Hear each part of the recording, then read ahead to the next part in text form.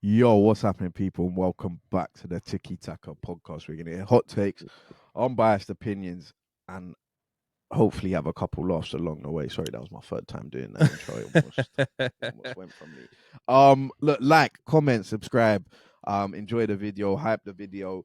Hopefully, you guys have all had a good Christmas, good New Year's, and to round up the podcast for 2025, we're doing our top 5 football moments of 2025. Yes. And I messaged Michael, told him that was the plan. I said it can be anything from games, goals, transfers, news stories, managerial performance, absolutely anything that happened in football in 2025 can be on our top 5 moments of 2025, can make the list. So look, if you guys have any moments that you're thinking about that maybe we've missed out or whatever, you can put those down in the comments. But look, without further ado, Oh, my phone's speaking to me. I'm just hearing that in my headphones. Yeah, look, we pick from anything like that of the sort. I did consider maybe doing sporting moments, but then I thought if we're only picking 5, I was gonna have Hali's run. Yeah, I was gonna have the Luca trade in there. Yeah. But That's I thought definitely a top 5 moment. if we're doing top 10, maybe I would have included Yeah. that That's sort fair. of. That's fair. Then obviously top 10, it starts to get a bit long and like whatever. Look, it's top 5 moments. As you can probably imagine, I don't know what Michael's list is. Michael doesn't know what my list is, but I imagine that it's probably going to be quite Arsenal heavy for both of us. But I do have some honourable mentions that we will talk about.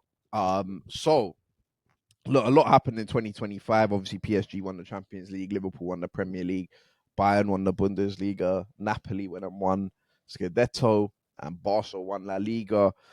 This isn't just Premier League stuff, so we'll cover it from all angles. But honourable mentions to start with, I've got Arne Slot's fall off. Now, obviously, that was only second half of 2025. But I was gonna put Liverpool in there, but Liverpool's fall off doesn't It's not satisfy quite. me as much Yeah. as It's not as encapsulating. Arne Slot's fall off. Yeah. Which I was would brilliant go with further. the draw with Leeds yesterday. I'd go further than just the Onslaught fall off, which is obviously great, but I would incorporate the Jurgen Klopp leave dismissal shock, not dismissal, but like shock. I'm leaving. This is it. It's over. Oh, that was That's last year. 2024, isn't it? Damn, that's been too long. So yeah, that's fair. That's fair enough. Yeah. I'd also include the Trent thing though. That's been a top. I was considering the Trent That's thing. a top moment. Yeah, that's a top moment. What about it? The news story. When I he came on and he was getting booed. I honestly don't think that there will be too many free end of contract transfers to Madrid covered quite like the Trent one, and the whole don't tell Liverpool fans how to feel and don't speak about it if it isn't your club. Yeah. Just like how you don't understand exactly, how precious Liverpool fans are, despite this being like a very normal thing. Chelsea fans had it with Rudiger, and this just like being a very normal thing that happens in football.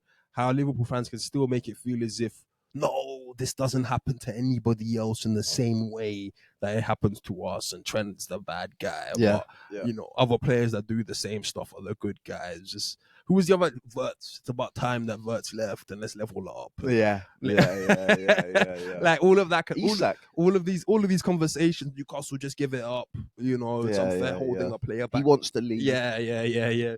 Just how there can be so many like parallel conversations, like oblivious to fans. Like one situation is completely separate from another situation, despite there being a lot of similarities. Yeah. Well, yeah, look, so we've got Arne Slot's fall off. We've got Trent guys around Madrid, which was obviously right at the start of 2025. Fabrizio dropped a bomber in Jan. I think one of the best parts of that was Flo Perez's £10 million bid in Jan. Yeah. To bring him. Top shit. Yeah. Another honourable mention, I've got Arsenal 5, Man City 1. Not only dunking on Pep like that, which you just don't see. It was a great team put 5 past Pep, but Hairland, the way it was on show that day, Miles Lewis Skelly, Ethan Ranieri, Kai Havertz. It was good to see everyone as well just try and overlook it, put it down. Poor City, yeah. Yeah. City on that good. Well, who puts 5 past them? Exactly. Yeah. Arsenal and Haaland. That was a great day. Another honourable mention, I've got Conte winning his 5th Serie A title with his 3rd different club. We talk about how much your resume gets stamped when you win it at 2 different clubs. Whether that, whatever title or an NBA or whatever. Conte's now won his 5th title at his 3rd different club in Serie A. It's elite. 3 with Juve, 1 with Inter. He's and the now best 1 Italian with manager, full stop. Let's not. Yeah. Well, guys might want to bring Allegri. No. Allegri won, what was it, 8 on the bounce? He's one with AC as well, to be fair to Allegri. He's one with AC and with Juve. But I don't know. Conte's I'm a Conte guy. Yeah, Conte's got the 3 biggest clubs. I think he's also got the Italy managerial job. It's not that he did amazing, but he's got the pedigree. Won the Premier League. Yeah, won the Premier League. So yeah, that was good. Another honourable mention is Dembele's redemption. Obviously, a lot of clowning on Dembele. He was the chosen one. He was the prodigy. He was next up, gonna take the reins from Neymar and those guys. He got hooked in the World Cup final. Yeah, clowned at Barca for so long. Clowned at Barca. For the money spent. And it hadn't really been going to plan at PSG either. Yeah, he didn't play, remember, versus us. Yeah, because of the problems he had with Enrique. But he comes back in the 2025 that Dembele's had. Obviously, I had to have the Ballon d'Or winner in here somehow, some way. But what PSG, they were a super team. Yeah. Second half of last season. That's our Champions League semi-final exit. I'm just putting that down to they were a super team. They won in the final 5-0. So, yeah, I've got Dembele's redemption. Anything you want to say on Dembele, the way he's come back, he's bounced back? Yes and no, because it's kind of encapsulated in my top 5 moments. Oh, okay, fair enough. We'll leave that. I've got Crystal Palace winning the FA Cup as an honourable one. Yeah, that's in mine actually. Which we can talk about later. Then if it's Jab Barca versus Inter. Yeah. Okay, so we'll just go to the top 5 then. So go on, you go first. Give us one of your top 5s. Oh yeah, one of my top 5s was Crystal Palace and Newcastle. Yeah, that's fair. Both winning the Carabao Cup and the FA Cup and Carabao Cup respectively. I just feel as if it should be encapsulated in 2025 because I'm not too sure how many times this will happen in the future of like non-traditional Big Six clubs both getting their first trophies in decades. I like the Crystal Palace one. They dunked on Pep. We thought that was another formality for Pep at the FA Cup final. Yeah, that was a great day. No, it wasn't. Because Eze's going to get his. And that hate watch. Yeah, exactly. For 2025. Marmoush. Haaland's going to duck the penalty for Marmoush to have a penalty saved by Jordan Henderson and the cap, and everything goes on. Yeah. That's just a good day. Because remember the was it handball? Yeah, outside the box. Yeah. Not that Crystal Palace should be nowhere near FA Cups and stuff, but like, it could be another 100 years before Crystal Palace. Yeah, right. Palace have never won a trophy. Yeah, before Crystal Palace find themselves in that position again. And I think the same thing with Newcastle. Not that it will be longer. Newcastle should be more at the forefront of some of these trophy talks, but dusting off the cobwebs, beating Liverpool, another sort of underdog win. You know, it was a good day on Onslaught. That's part of the whole like. Liverpool, if they had won the Carabao Cup and the league, would have been spoken about in a different way. Double winners and all this kind of stuff. But no. Eddie Howe wants his, and Eddie Howe gets his. Dan Burn scoring. Exactly. I just feel like both achievements are comparable, and they both need to be encapsulated as like a top 5 moment of 2025. Just because we're more than likely not going to see that happen all too often again. Agreed. I think the Newcastle one is great. Obviously, was it 50, 70 years? Yeah, something like that. So most Newcastle fans... Both of us have never seen Newcastle and Palace. Yeah. For Palace, I literally think they never have won a trophy. I think that was their first one. But the Carabao is... For me, I just view it differently. Obviously, I want to win it, but I view it differently. The FA Cup is like more serious, The May Day, it's sunny at Wembley, all of that. I think, and we spoke after that game, we were like, neither of us hate Crystal Palace. I hate going to Selhurst Park because it's just a long fixture, but don't hate Palace. I was quite happy for Crystal Palace for Oliver to grab that Glasner, one. Steve Parish, Yeah, Eze, yeah.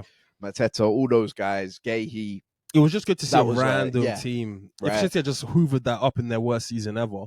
Still come away with a trophy Yeah, and yeah. whatever, but no, Palace put their foot down. And one of the best things about that was, do you remember they played in the league and City beat them 5-2? Yeah. And Yeah. Glasner came out and said, If you play that formation play again. again, Yeah. he can't play this way. And it also just not started, but was like a large contributor to Palace's 6-month run Yeah, that they had. Yeah. Because they won the. I guess I should incorporate the Community Shield Yeah, to beat Liverpool. Yeah. In the Community Shield again. The English Super Cup. Slot, you thought you're just gonna come and hoover up this? No. We'll have this one as well. Yeah, Glasner dunking on Pep and Slot. Yeah, fairs. With Palace. Yeah. Fairs. In to win 2 trophies as well. Okay, I've got, which one should I go for? I'll go for Gabriel's winner at Newcastle. Yeah. This would have been an honorable mention if I had, because even though it's I had exactly to, because you know, both of us, the way we feel about St. James's Park, that was you mentioned it to me the other day when you said on Christmas they were showing watched it back. Yeah. That is, it's massive. It's just so it's good, massive, man. Like, and for me, it's not really anything more. Like, Gabriel scores big goals, that's who he is, but it's not anything more than like winning at St. James's Park. To be honest, for me, it is more. We've said only elite teams win there, and I checked the other day, right, for everything we say about Newcastle and how their run has been and everything. Yeah, they've still only lost 2 games at home. Yeah. It's Liverpool and Arsenal. Yeah. But you have to be an elite team to win there. For me, it's just that fixture and results truly showed me something different. The optimism and positivity that I have now going into 2026, it's quite a lot of that is still based off winning at St. James's Park, just because I'm obviously, I was in Stoke. As soon as that goal went in, I left. I didn't want to watch the second half. I just thought that's that then. It's going to be 1-0 to Newcastle or 2-0 to Newcastle. We're not really going to have the minerals to get back into this game.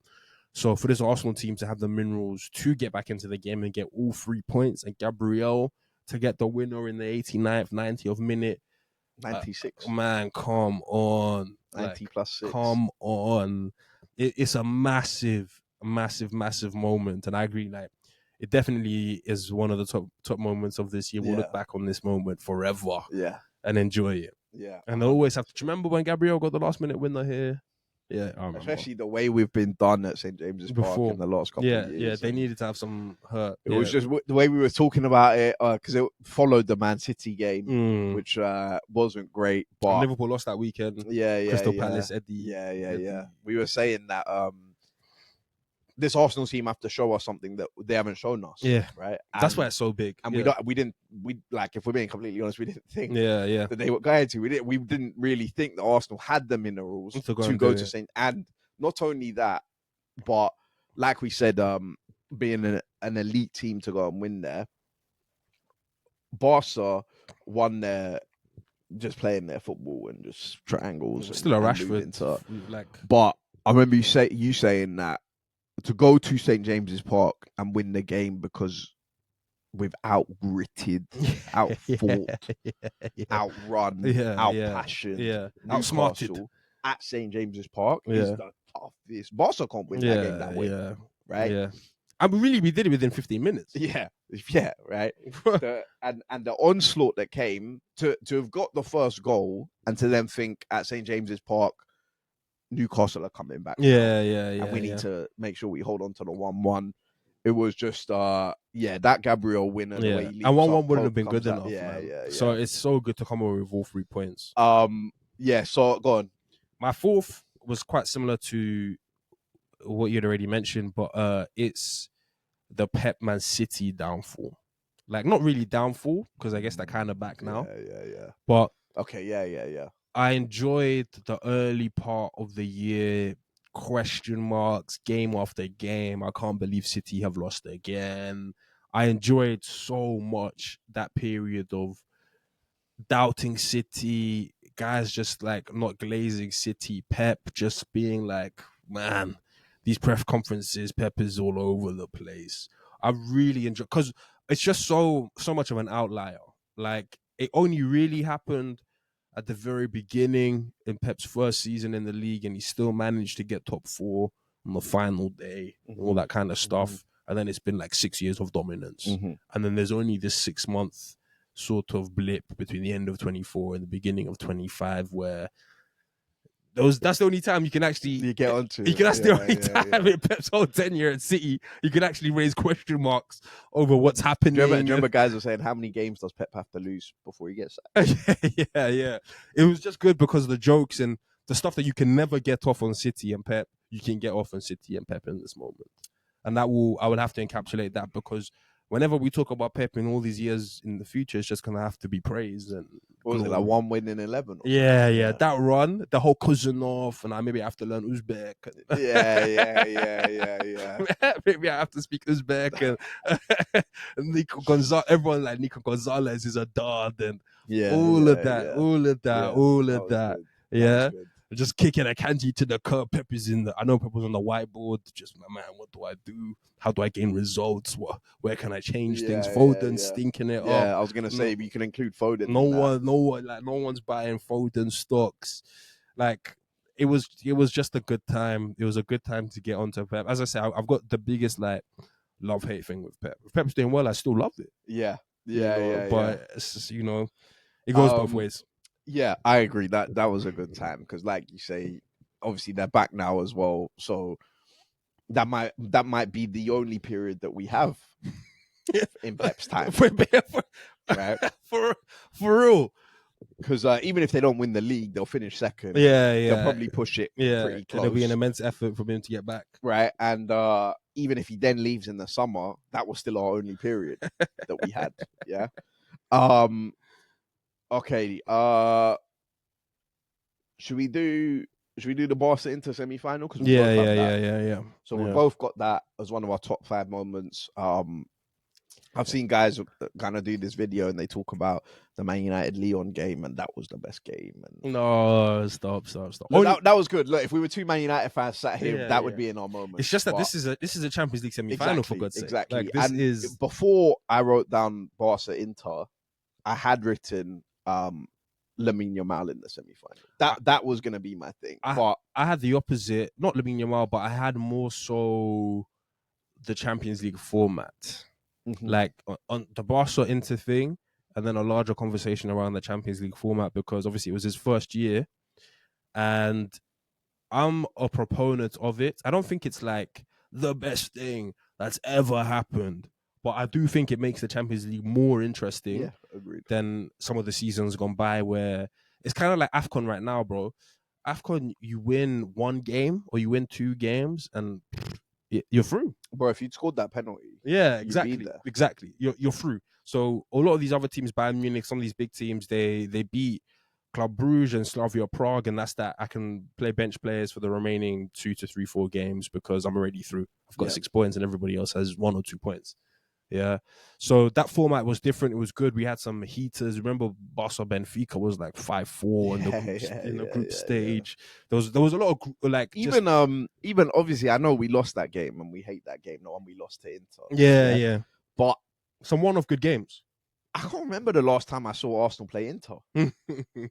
Like before, it was Thierry Henry times, right? Yeah, which I don't think I would have been watching. So just being able to see those games. Yeah, there's a lot more one-off matchups that we saw that were good, and this was a good tie. This was a good game. Obviously, Inter were able to build their defensive sort of narrative because Inter had played so many teams in the group stage games and not conceded a goal. Yeah. And Barca had played so many teams in the group stage games. If Barca were coming in as the top team, top goal-scoring team, but they had an easy group that they were putting 4 and 5 past teams from wherever it was all the time, it would have been not as much. If Inter had an easy group and they were rigid defensively, it would have been wherever it is. But we know Inter played tough teams. They played us. We know Barca played tough teams in the group stage games.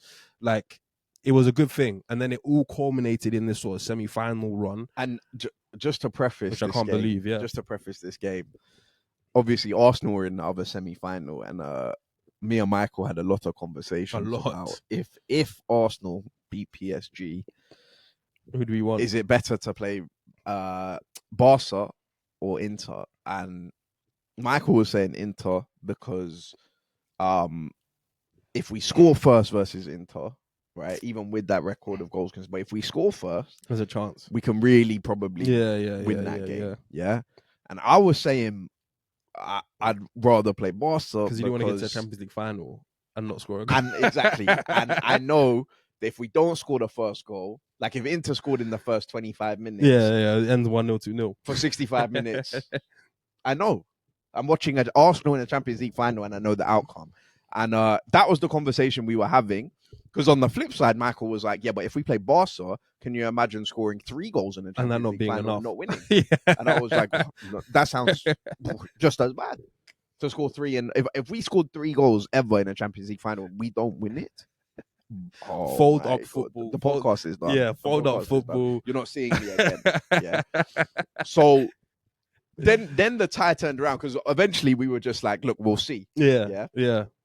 Eventually the tie comes around, and it's like we were both wrong and we were both right because Inter conceded 5, that they never conceded before. So Barca were just levels in that attacking sense. So how many could Barca put past Arsenal? But Inter also scored 6. So how many could Arsenal put past? It's in mad. The upper echelons of Champions League ties, man. I think the first one. Was that 3-3? Yeah, that was when Rafinha crashed the crossbar. Yeah. Dumfries brace. First of all, I remember being like, this is done. Yeah. Thuram had scored. Was it Thuram or Dumfries? Thuram had scored a brace, I think. Thuram scored after 1 minute. And then Dumfries gets the brace. So it was 2-0 up. They were 2-0 up. And I remember putting into the group chat, like, well, is this game done? Yeah. Like, because Inter haven't conceded. And then Lamine Yamal does his thing. And so this is why, look, this is by far one of the biggest moments or best moments in Champions League history and the whole 2025 on this new format, because in terms of how you want Champions League football games to go or why you tune into Champions League football games, it's for exactly those reasons. Like stars aligning, big players doing big stuff, Lamine Yamal balling, what was the goalkeeper's name for Inter? Sommer. Jan Sommer having to make a couple of big saves. Acerbi being a late hero when I thought for sure that Inter are out of it now at this point. Acerbi being a late hero. But Lamine Yamal still hit the crossbar like 2-3 times in this tie. There were so many times where it should have swung the other way. Fratesi in extra time. Yeah, Fratesi in extra time. I mean, Dumfries getting two goals and I think assist in a Champions League tie. Like, what are we talking about? In a semi-final, like all of the lights, Champions League tie. It was incredible. Lamine Yamal, you mentioned him there. That second leg. Yeah. The first leg. You brought him back. There wouldn't have been anything to play for. I was telling you about Tomori was on a podcast. Yeah. And Tomori said he wants to play against Lamine Yamal because he's just never seen anybody do that to Inter. Yeah. And like he knows how serious Inter are. Exactly. Yeah. Tomori plays for AC Milan. He's been in the derbies. He's been all of that. Yeah, he's seen Inter win titles. Lamine Yamal has gone out there and he's the first leg it was DeMarco in it. Yeah. Left, right, and center. Yeah. And then the second leg they put out that Carlos Augusto. Yeah. And Lamine Yamal just spun him left, right, and center again. That performance, what Lamine Yamal was doing, the save from Jan Sommer that actually keeps Inter in the game. That was wow. That was like it's just one of those things. You're watching that game and you're just like, this guy is. Yeah. What was the final score? Was it 8-7 or 9-8? Let me actually check. Because I just don't think we'll ever see.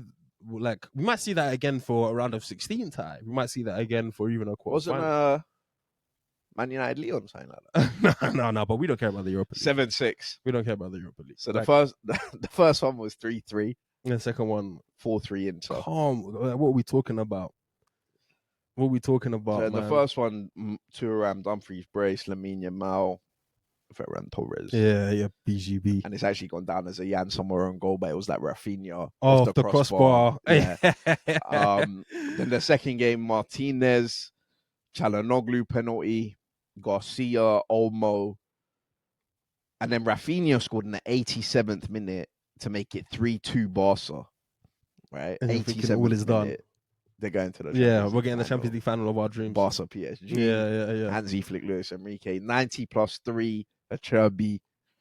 and then the 99th minute in extra time for Tazy. Come They on. go through. No, that's a top time. That's a top crazy, moment. Crazy.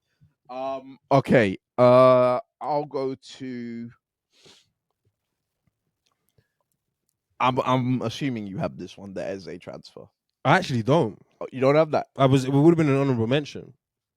That's it. Yeah, That's it would all have been you an can give honorable it, mention. And that Eze transfer. in terms of personal days, it's one of the best personal days. Okay, for yeah. Your list is a bit more balanced. Yeah. Fair. In terms of personal days, for sure, those 3-4 hours.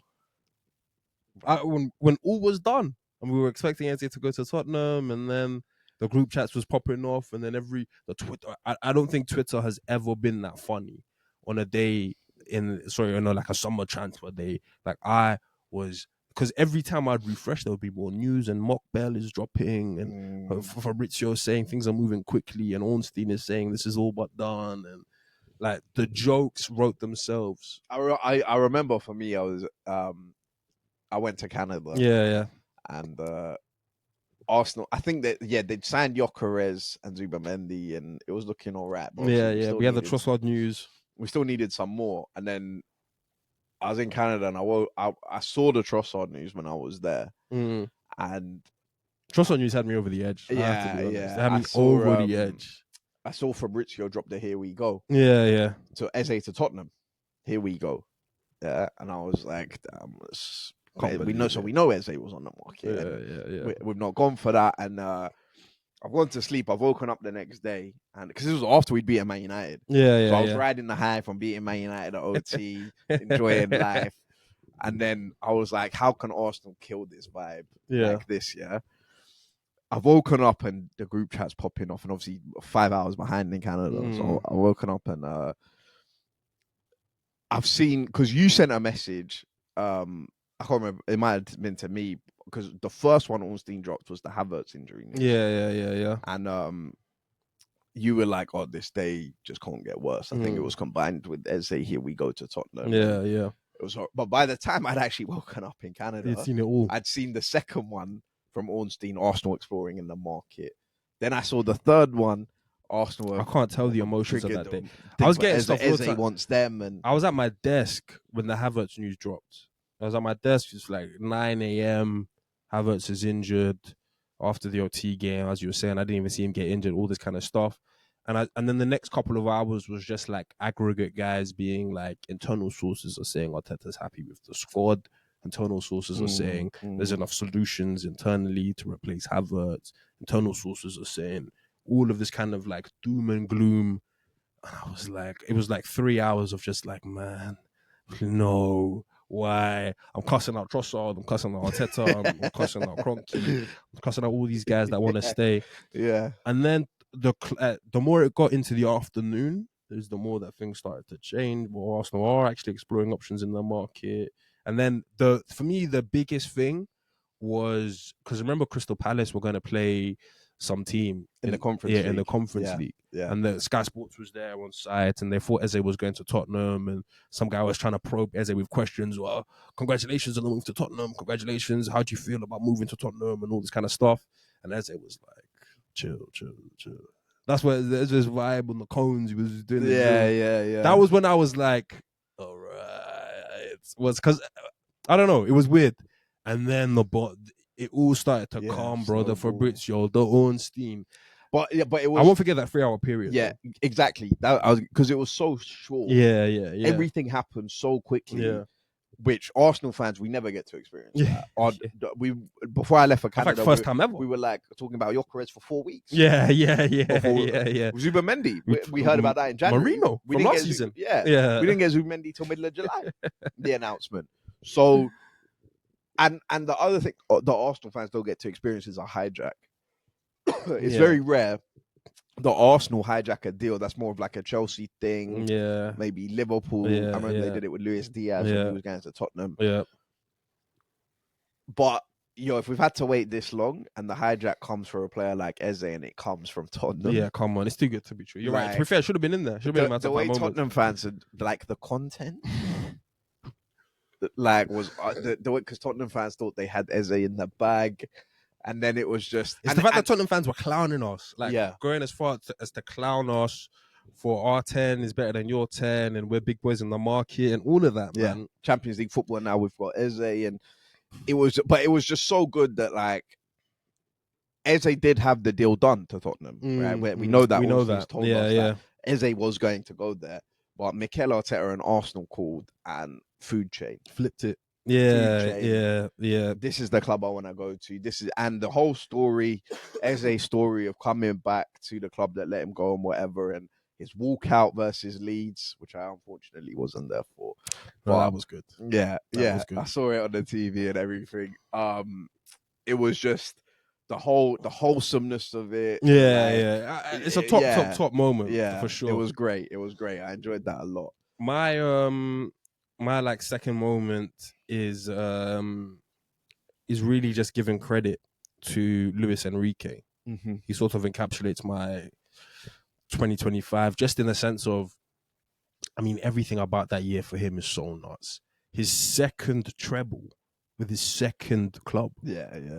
2 trebles with 2 different clubs. I remember I was telling you, we were like on the Champions League night, we were like, who has 2 trebles? Yeah. Like, who has 2 trebles with 2 different clubs? And it's only Pep.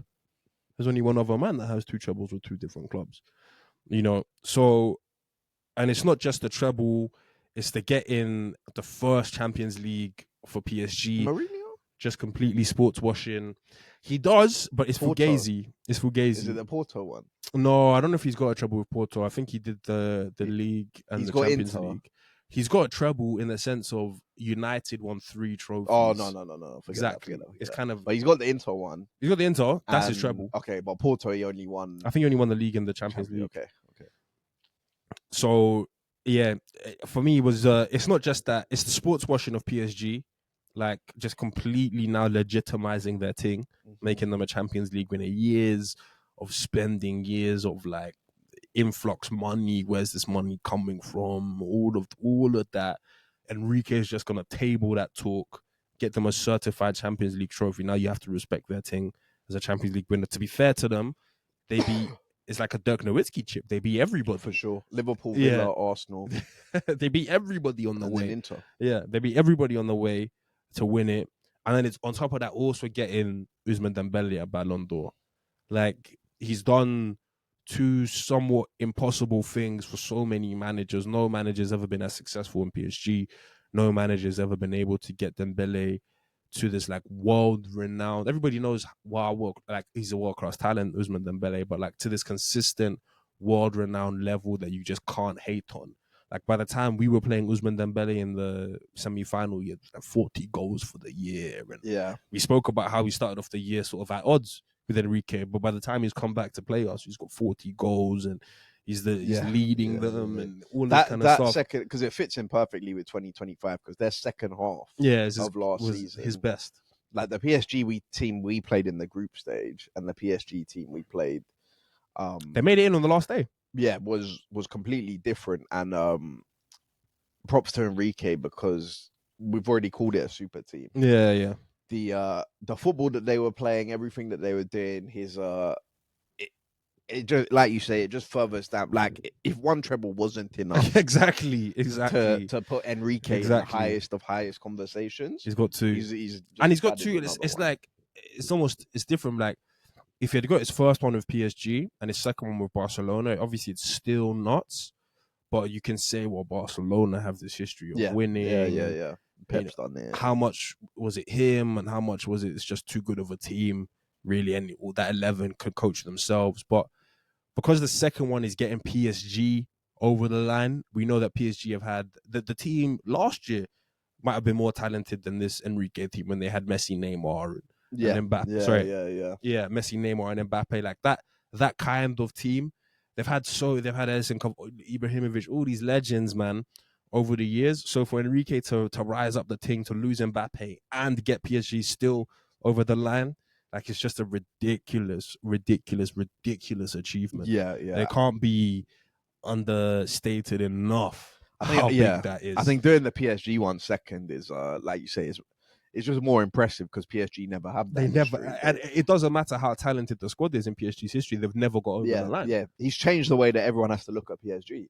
Like it was Sports just serial bottlers, serial They were 1-0 failures. down to Liverpool after the first leg. They played incredible Yeah, in the first leg. They moved to Liverpool in the first leg. Yeah. They came to Anfield 1-0 down. Yeah.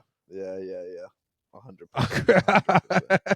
They got over the line. Yeah, and then they did it at Villa Park, and then they did it at the Emirates against Arsenal. So yeah, I agree with that. Okay, I have got. You said we don't concern ourselves with the Europa League final, and I need to make this very clear. Yeah, my top 5 moment is not in any way, shape, or form Tottenham winning the Europa League, but my top 5 moment is Man United losing. Yeah, I forgot about this, to be honest. Right, I need to preface that in no way, shape, or form did I want Tottenham to win that game, but Man United losing that Europa League final. We were together, we watched the game. Nuts. The fallout, nuts. The next couple of days, and I said it. Stuff that was a good. I said it before time that this could be a blessing in disguise. It could be like a necessary evil. Yeah, Tottenham winning it, but even as it was coming into fruition, like the fallout after the game, I couldn't have predicted how good it would have been.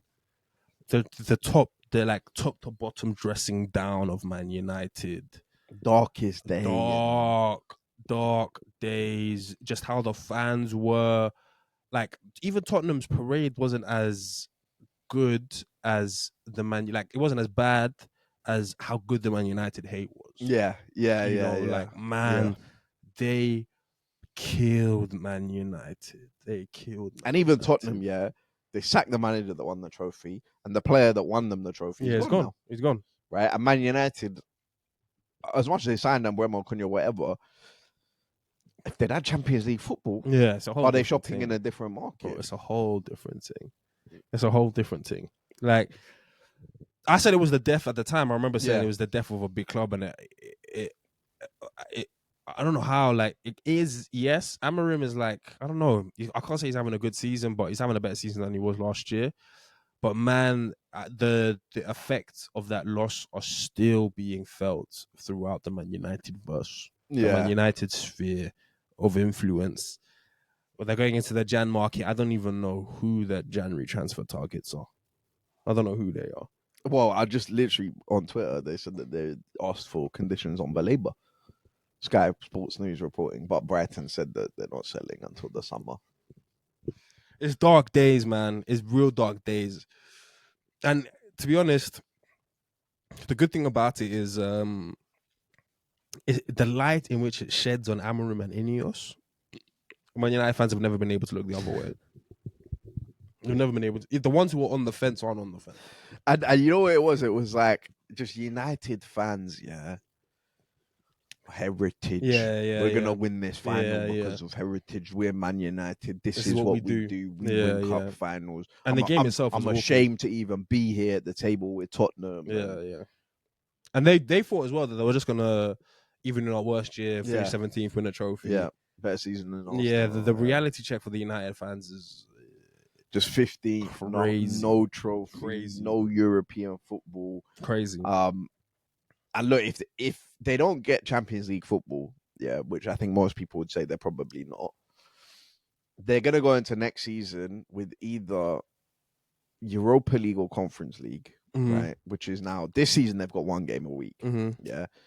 Next season, they'll then have the Thursday, Sunday schedule, right? And that's provided that they even get into some form of European sport. Otherwise, they'll have 1 game a week again, and the commercial revenue and the match day revenue. I think this is their first time having 2 consecutive years of no Champions League football. Yeah.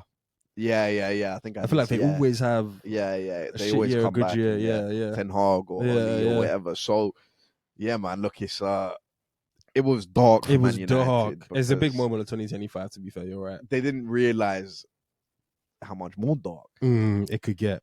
Right, and I still don't think a lot of them do. I think a lot of them kind of feel like they're through the darkest point. But if you don't make Champions League this year, it gets darker because you'll get rid of some of the guys that you think aren't good enough, the Xerxes and whoever it is. And then you'll be looking at who you're linked with, like who the club can replace after 2 years of not playing Champions League football and no real guarantee that you are gonna get there. You'll be looking at who you're linked with, and you're like, oh well, no, this isn't good. Guys like Sesko. Yeah, and then you'll be saying, well, if I think about it, yeah, that player should just go to Newcastle or Villa. Like you've lost out on the next, Leon guy because he's decided to go to Villa instead of United, which never would have happened before. Especially if those guys are making major competitions and whatever. But yeah, I just thought, and again, we talk about the content from that game was it's top. Go on, you got another one? No, this is number one. Oh, okay. Well, before we get, because we probably have the same number one then. I do have at number 2 Mikel Merino's transformation. Fair. Because it was a last minute addition. Fair.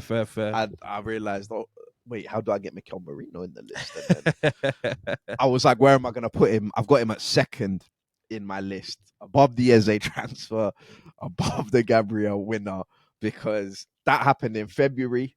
It's obviously continued right until the end of the season, so it spanned across basically the whole year. That Leicester game, we all still remember those goals, what Marino was doing in the Champions League, what Marino's gone on to continue to do this season. Every Marino goal nourishes me. Exactly, where rival fans just talk about Marino. He's a striker. They say Arsenal have 4 strikers. Full stop. When they bring up the graphic on Sky with Jesus, Havertz and Gyökeres, Marino's there as well. With his column of goals and assists. The Ballon d'Or photo of Marino in there. Spain, most GA for Spain in 2025. I had to get this guy in the list somehow. No, but 100%. Also Arteta. Yeah. That it all comes together. It all comes into one. I agreed. This has to be on the list. Agreed, because it's one of the more unlikely transformations. Like Kai Havertz ending up as a centre forward is nowhere near. We've seen that before. It's nowhere near as unlikely as Marino. Remember when AFC Camden dropped, Arsenal have identified Marino as an auxiliary number 9. Because when we were chasing him in the summer, everyone unanimously 6/8, 6/8, 6/8. Even for Marino to come and to be more of an 8 than a 6, was a bit of a like, wow. To be more of a 10 than a 6. So for Marino to be more of a striker, more of a false 9 or wherever it is, than to be a 6. And it's just big goals, big games, big moments, like. Yeah, and the hate that is caused for everybody else. That can't be celebrated enough. I mean, a 6'8", 10'9" hybrid player. Rooney, I told you. There's only Wayne Rooney that has that profile. There's nobody else. There's nobody else. It's only Wayne. The Mikel Merino transformation, like, obviously Arsenal didn't win a trophy in 2025, but that, it's top. Like, when I look back on 2025, I wouldn't say we didn't win a trophy. Oh, well, number 1. Okay, yeah, we'll get there. We're gonna get clowned for that, though. That's what I was thinking. When I look back at 2025, Mikel Merino, like, he's kept us alive, really, for us back in the last season. And kicking, man. And I mentioned the Gabriel winner at Newcastle. Marino scores in that game. Yeah. It's just been that transformation. Arteta kind of spotting that. Marino, we watched the breakdown. Marino and the micro spaces and the positions. And I've been watching tape. When the ball, you need to see where the ball's moving. All of that. Double movements. Yeah. It was just, and Marino then putting everybody else's favorite striker to shame. Yeah. It was just, it was good, man. Marine 9 Reno, whatever you want to say. Turn the 6 upside down. Yeah, the Drake stuff. Just dropping the lyric on Twitter. Bro, Mikel Merino had to make it in there. And look, number 1, we've saved it because I assume we both have the same thing. I wonder if we've written it in the same way. No, we haven't. Okay, you say yours first. I've written it as Declan Rice's free kicks. No. But obviously it's encapsulating, but I've written it in the Real Madrid Champions League tie. Because whilst I agree with you that the free kicks are like the main course, I've got respect for the side dishes of the Champions League. I've got massive respect because the moments, like the Declan Rice moments, just to speak on them, I just don't think we'll get that. That's why as the moment, Yeah, that's what I put. I just that, don't think yeah. we'll get that again. Those vibes. The second one in particular, I remember at the time I was like, I think the first one's more impressive. No, the second one's Yeah, it's the second. Yeah, just like the whole like this can't really happen again. This shouldn't happen again. But the reason I respect the tie is because one, obviously Mourinho gets a we were in like delirium. We were in a delirious place already when Declan Rice just scored 2 free kicks. Mourinho's gonna make it 3. I was watching the whole stuff back again this week. You should see Odegaard's reaction when Mourinho scores. That's like, Odegaard, I can't believe it. You can't believe that we're 3-0 up. That's the players on the pitch who've been training all week for this. Arteta's the captain. Arteta's been telling everybody how ready we need to be and all this kind of stuff. But the reason I put the tie in totality was because I distinctly remember telling you before the game, I would murder for a 1-1 just so we can have 7 days. I said I'd murder for a 1-0 loss. Yeah. A 2-1 loss. Just so we could have 6-7 days where the tie isn't over. Yeah. That was what I was going into the Real Madrid tie, banking on. Gabriel's injured and Saka's not really fit and all this kind of stuff is going on. Yeah. And I'm like, can Arsenal just give me 6 days in between the first and second leg where I can puff out my chest and say, all is not lost. Anything can happen at the Bernabeu. We're only 1 goal down. That was what I was clinging on to. So to find ourselves 3-0 up going into the second leg, that whole week, bro, that might be the best week of my life. The remontada stuff. Closed roof. Bro. The word in the dressing room is remontada. All of the tweets, everybody saying, all of the Madrid fans, this is gonna happen. This is a must. I remember it was like Monday. It was like, Real Madrid fans are like, it's looking long, but anything can happen at the Bernabeu. We'll have to see what this. Tuesday was ramping up. Well, actually, I really think things are going to happen. By Wednesday, Madrid fans had convinced themselves that they were already 2-0 up in the second leg. Rodrigo's dad was outside.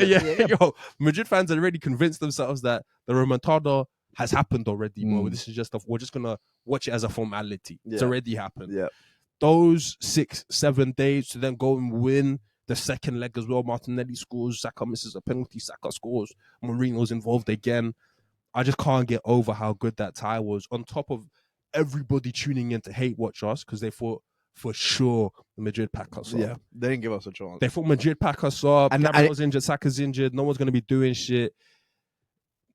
And you know, I can agree with making it the tie as a whole because that means we get to include Jakub Kiwior, right, and talk about obviously what he did in those 2 games. But that first, those 7 days that you're talking about, man, I just don't know if it. That's my trophy. That's why I said we never won a trophy. And it was another second half where it's 0-0 at half time. We've come out, and all season long, we knew that we lacked X factor to go and make real strides to where we want to be. And I remember Arteta saying after the game, he was like, in these competitions, in these latter stages, you need moments of quality to decide the game. And Declan Rice stepped up. And that second free kick, I mean, they're both top because the first one, the way it bends around. Yeah. There's one specific angle in the first one that I still can't you see, yeah. And obviously it's Courtois. The second one, I unfortunately, I agree with you that we're just probably not. But no, that's full stop. And like I'd love to witness, but I just don't like bottle that as an Arsenal fan. Just bottle that, watching that go in. The like I don't think I told you, innit? My brother thought I was having a stroke after the second one. My face was. It was nuts, bro. I remember speaking to your dad actually in between the games, and I was just like, "Yes, as good as it gets, right?" That's all you can really pay your money for and ask for. 100%, and something you've never seen before. Maintaining the 100% record versus Madrid. The second leg, we've had conversations about Martinelli's goals and the big ones, and how they're all big ones. That one in the Bernabeu, come on. It's just the fact that we can just say we won there as well. Like we didn't need to. 1-1 was calm. 1-0 loss was calm, but we did win there. Because Martinelli runs on. Come on, and Mourinho plays him through. Yeah, it's top. 2 assists for Mourinho on the day. Yeah. The Real Madrid killer.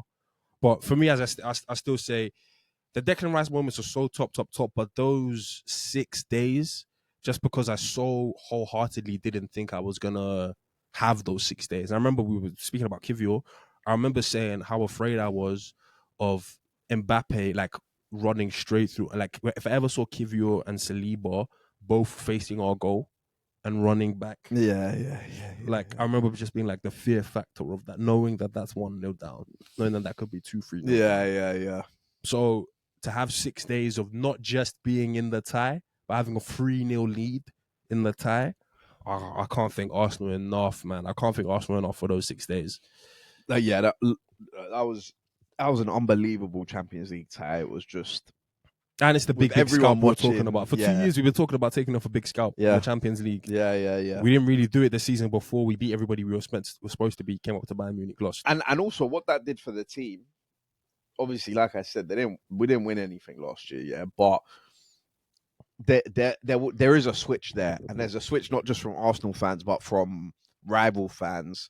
That, like you say, nobody gave us a shot in hell. Everybody, right? bro, every content creator you knew had the stream on for the hate watch. Nobody gave us a chance, and for Mikel Arteta to do that to Real Madrid, to do that to Carlo Ancelotti, Carlo got sacked 5-1, Carlo, and he got sacked because of that. It came right? afterwards. Carlo's got to go because Flo Perez decided, no, we need the small details and the Spanish guy, and we need to do what Arsenal are doing. And it just put Arsenal and the players and their mentality, I think, in a different place. Yeah, which was massive. And look, man, we spoke about it last week or 2 weeks, whenever we spoke about Declan Rice and his 2025 and what that's catapulted him to. That image of where that ball ends up. Yeah. Kick is Even when you see it back, it still doesn't really make too much sense. Yeah.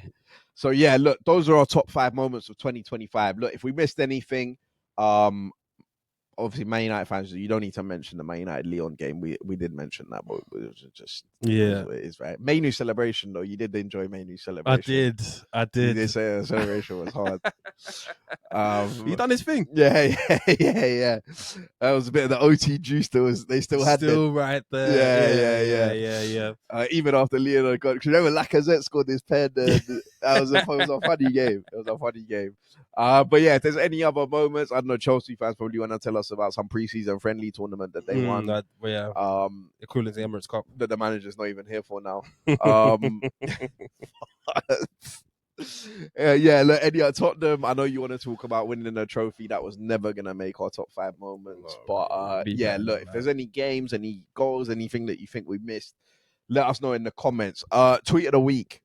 Yeah, man, there's so much going on Twitter. My tweet of the week, I can go quickly. Who replaces Rashidi? I was about to say that. That is my tweet of the week. I love that one. I was literally just about to say that. Honestly, the tweet that made me laugh the most this week, it's tough to really speak about on Twitter. In person, but it's the tweet about Fulham away fans, Fulham ultras. I saw that last night. I was still like, I woke up this morning, dying. I was still laughing. That was so rude, man. Fulham ultras before Palace away. I saw another tweet that was like, I almost didn't believe you, and then I saw the cheese board on the table, and I thought, yeah, that's Fulham. You love the Fulham slander one. Oh man, that's what Morocco was doing. That's all atmosphere. Okay, MVPs and rookies.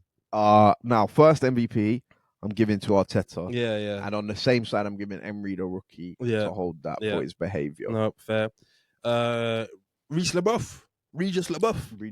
Sunderland. Granit Xhaka. MVPs. Mukiele. For sure. Alderete. Yeah, Alderete, man. Mukiele. Yeah. Ragdoll. Gertrude. Yeah. What's he doing? What's he doing at Sunderland? These are some quality players. What's he doing at Sunderland? Regis Lebris, bro. Like we've said before, we're watching. That other guy that they have in midfield, Enzo Lefebvre. Yes, he's tidy. Yes, he's tidy. Like some of it was annoying, but whenever I needed just an ounce of quality, of composure and quality, he had it. Yeah, you know. Yeah. I give him the respect, and I just respect Sunderland for making it a universally tough place. Like there's almost few things I hate more than making it a tough place for certain teams, like especially if it's Arsenal. Don't make it tough for Arsenal and then be giving up the goods for everybody else. Make it tough unanimously across the board. Facts. So calm. Facts. Thank you, Regis. You're up there. Xhaka, big respect. I want to Shaka, get you want to talk about moments of quality as well. When you have conceded possession for 5-10 minutes and you win it back, when that ball goes to your centre midfield player, he needs to find a red shirt. yeah. He does that well. You need to relieve the pressure. You Yeah, know how we yeah. talk about Rodri, Zubimendi, the tackle, the interception is a pass. Yeah. So red shirt. Xhaka had that yesterday, a bouncing ball that came to him. Red I almost shirt. want to give Andringa a rookie. Andringa was pissing me off in that game. Yeah. I can't believe how poor he was on the ball. But no, shout out Sunderland. Other MVPs. I've got Rob Edwards. Got his first point. Yeah. At Old Trafford. Like Cunha's already my rookie. I made Cunha my captain this week. I thought the stars had aligned. You've been disrespecting Wolves. Cunha at home to Wolves' his ex-club, who have one of the worst teams in the league. I thought the script was right there. I thought No, you've been disrespecting. I kept my ears to the streets about what happens in the Premier League. Rocadore and No, I can't. they have some pieces. I can't have that. But shout out Rob Edwards. shout out Rob Edwards, man. It must be like the 10th, 11th time of asking. Yeah. I heard they was trying to get rid of him as well. So Fez, and you know who Wolves got on the weekend? No. West Ham. Oh, Which 9-pointer. Massive. 9-pointer. Massive game. 9-pointer. Rookie. If no more MVP, Julian Champagny. Yeah. Shout out Spurs. Shout out VJ Edgecombe. Yeah. VJ Edgecombe will get an MVP from me. Is there anything else in the league, in the NBA? No. Rookies. Ruben Amorim. On slot. Mm-hmm. Bro, on slot, like a 0-0 draw at home. Daniel Farker should be an MVP, sorry. Yeah. 100%, How many points in a row? How many games in a row is that now? West Ham got a draw at home to Brighton on Tuesday. Good point. Yeah. Given where you are, Exactly. Ursula, Yeah. Good point. Yeah. What do Leeds do? We'll wait till We'll go to Anfield. We'll get up. We'll rest players. We'll rotate players. We've matched. You've got one. We've got one. We've been to Anfield. Daniel Farker, 100%. 100%. Yeah, Calvert Lewin didn't even start. Rotational team. Tanaka. Yeah. I'll bring Tanaka on in the 90-something. Bro, and 0-0. Leeds, Daniel Farker. Six in a row. Six in a row, Lewis. Yeah, he's like, Sorry, Daniel Calvert-Lewin. Yeah. Yeah, come on, man. What are we talking about here? I've got Blue Co. Yeah. And we need to talk about this. Yeah, we need to give this a bit of time. Rookies, Brentford and Tottenham. And both of them. Oh my What an awful game. God, bro. My blood is boiling. What an awful thinking game. about it. Did you watch that game? Yeah. It was. I wasted a double my screen. I wasted a bro. double screen trying to keep up with that game. That is one of the worst 90 minutes of football I've ever seen, bro. You're talking about Enzo Lafay anytime you needed a bit of quality. Yeah, it's there. Just nothing. Like I'd almost I never want to see Tottenham win, but I'd almost sacrifice it For a goal. if Kudus is just gonna bend one in the top corner. It makes me appreciate so much what Marco Silva has going on, because Marco Silva has those games, but he'll get someone to get you a goal. Lukic. Yeah. Someone so that I just haven't wasted 90 minutes. Yeah. Or at least Yeah. I can end up saying it was a good tactical display because Kenny. yeah, That bit of quality from Kenny. Yeah. I take that all day long. Yeah, But that's all I wanted. One bit. I know Brentford were at home, so maybe the owner should be on Brentford more. But boy, do Tottenham have like zero impetus when they attack. Tottenham fans singing Like, boring Tottenham. Zero impetus. I was expecting Brentford to play this like bitty game where they just hope it clicks in their final third, and it's not going to be like all the way comprehensive and fluid and whatever. I get that you're Brentford. Even though you're having a good season, it's still, but I mean, like every time Kudus or Richarlison or Odebear or Archie Gray were in the final third, it was Paulinho, it was just not like we don't practice anything. Like we actually we don't practice to get this far up the pitch. Like, Bro, you know what the two midfields were in that game? Yeah, we're somewhat Brentford connoisseurs. Yeah, so we'll understand this. Henderson, Janelt, and Yarmouk. Yeah. Now all three of them, I think, are decent players. Yeah, we talk about Janelt. Yeah. But all three of them are defense first. Yeah, they're defense first players. Yeah. The Tottenham midfield: Bentancur, Palhinha, Archie Gray. Yeah, come on. Now those are just straight up 3-6s. Yeah. That's 3-6s that Thomas Frank has put out there, and he's played Archie Gray in the 10. Yeah. The football was an eyesore, Awful, bro. man. I'm not a Tottenham fan. Bat's a Tottenham fan. You saw what Bat was. Yeah, yeah. Like it's just, And they're still not top half of the table. but you They're know, still in having said trouble. that, yeah, I'm saying that as like someone who wants to see entertaining football, yeah, and we can maybe talk about this after Tottenham play Sunderland on the weekend. But these last 2 games that Tottenham have had, 1-0 win at Selhurst and 0-0 at the G-Tech. If I'm a Tottenham fan, I'm looking at that like Not the end of the world. those are good. Both away. Like a clean sheet at Selhurst and a clean sheet at the G-Tech, where they've been popping goals past everybody, and we've picked up 4 points. Cool. The attacking play has been horrendous. Yeah. But I said Thomas Frank has to show them something. Yeah. Now Tottenham fans aren't getting on board with this because they want to see attacking football. But Thomas Frank has probably shown them something in these last 2 games. I can build a team to be defensively solid. Yeah. I mean, But, it's fair. yeah. It's fair. 4 from 6 from those 2 games isn't sackable for a Tottenham. Yeah. You should be calm with that. So I agree. But I hear Tottenham fans wanting some more 100%. style or consistency or Just make it worth watching the game. Yeah. Like I honestly think Tottenham picked up a point in that game. Yeah, I honestly think Tottenham fans, and you know how Tottenham fans are. Yeah, they would have lost if 4-3. Yeah, exactly. They would have rather have lost if They would have lost that game 4-3. Yeah. Sacrificed. It's only 1 point. Sacrificed a point. No, 1,000,000%. But we scored 3 goals. 1,000,000%. Attacking play, whatever. And the Sunderland game becomes big because as much as we're saying 4 from 6 isn't bad, if you don't get a win when you play Sunderland, then it's like you don't want You to can't get a 0-0 against Sunderland. Oh yeah, you can't go 3 games without a win, and it's all drab and it's all boring and it's all terrible. Yeah. Agreed. Any other rookies? No, not off the top of my head. Okay, all right. Look, thank you guys. Look, thank you for all the support in Yeah. 2025.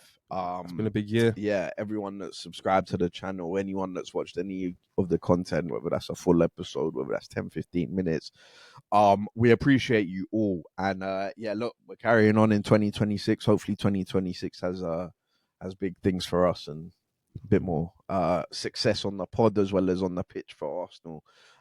But yeah, look, enjoy yourselves, enjoy the new year, and we'll catch you next week. Thank you for listening, and peace.